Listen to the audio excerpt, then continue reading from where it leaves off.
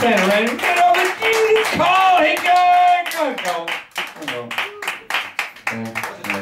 Yeah. Carl's got his own telly himself. He's got a podcast thing he's going to promote. I talk. He talks. Get it on. Tell him about it. I haven't got a post on it. Well, just tell him. It's the In Your House podcast.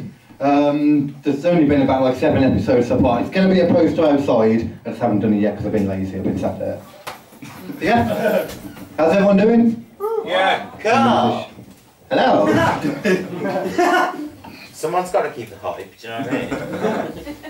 So, I'm not going to do it. I'm going to cut it a little bit short because we've been gone. It's been a long day. No, it's been a long night. decent. Not too short, don't worry. Not too short. So, okay. There's a lot of stuff I don't understand about people. I love people. I love them for the same reason I hate them, for everything they say and everything they do. It's hilarious, it's great, but it doesn't make sense to me. There's a lot of sayings I don't understand, for example.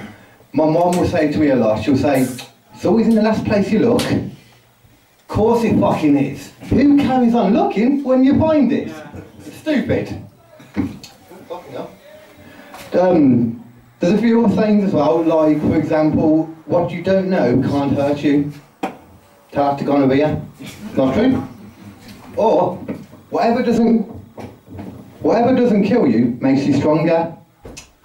It's a nice sentiment, lovely sentiment, but if it was true, then that would mean the Olympics would be full of diabetics. They're not.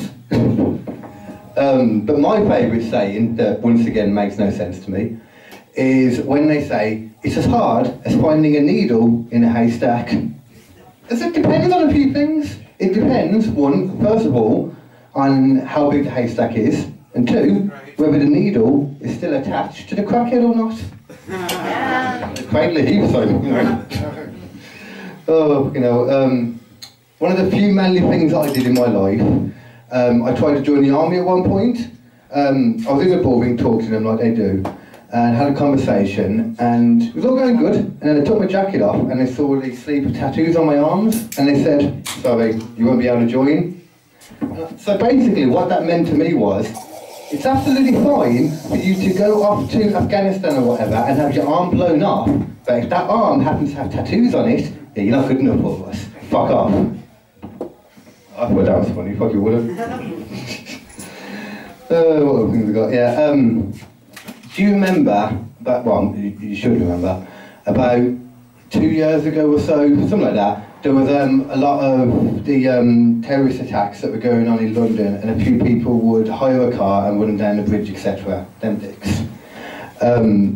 Basically, I don't know if you know this, but it turned out that a lot of those cars were hired from Enterprise, and Enterprise recently have brought a new ad campaign out, which is just beautiful for the lack of self-awareness. Their new ad campaign is Gerald Butler running around shooting guns and then jumping in an Enterprise car, driving off really fast and saying, Enterprise, whatever the mission. That's not even a lie, honestly. It's on the TV right now, have a look. Type it on YouTube, it's fucking amazing. Do you ever see it when, on the night time, like I watch a lot of shit on the night, and it gets to like 2 or 3 in the morning, and on ITV and whatnot, they have people, decide doing sign language for people, because apparently deaf people are insomniacs, apparently that's the norm. It doesn't really make sense to me. It would make a lot more sense to me if it was blind people, because they wouldn't be able to tell if it was day or night. Yeah, once again, that was funny to me.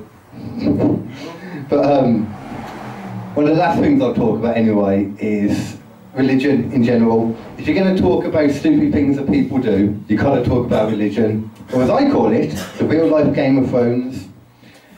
Think about it, because you got the one, it's got a lot of death, a lot of destruction, resurrections, magic, and then you got Game of Thrones. Okay. It's almost like the energy's gone from a long day, isn't it? So recently I took my youngest son, to the church to try and get him christened again. We was doing that, and I had a conversation with the priest, and he knows I'm not a believer in all that stuff, but he wanted me to challenge him and his beliefs. So I asked a few little things. First thing they asked was, what is it now?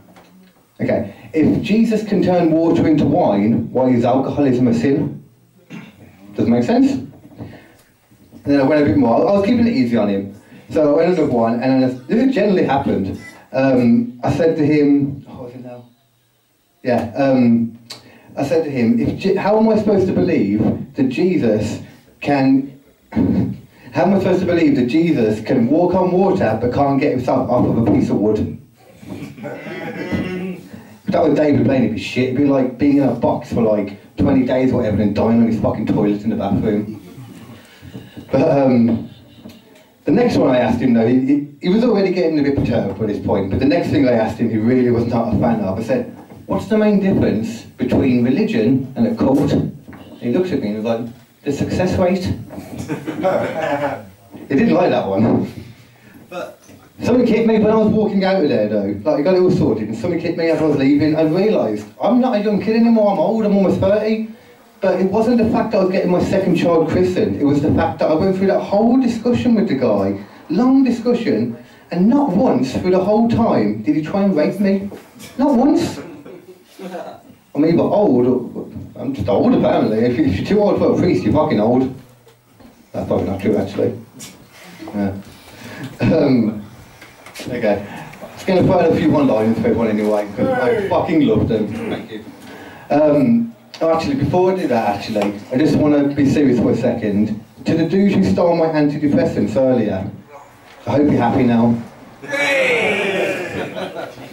I was applying for a few jobs lately, actually, and I kept getting told I was too overqualified. One job where you can never be too overqualified. Suicide bomber. Can't happen.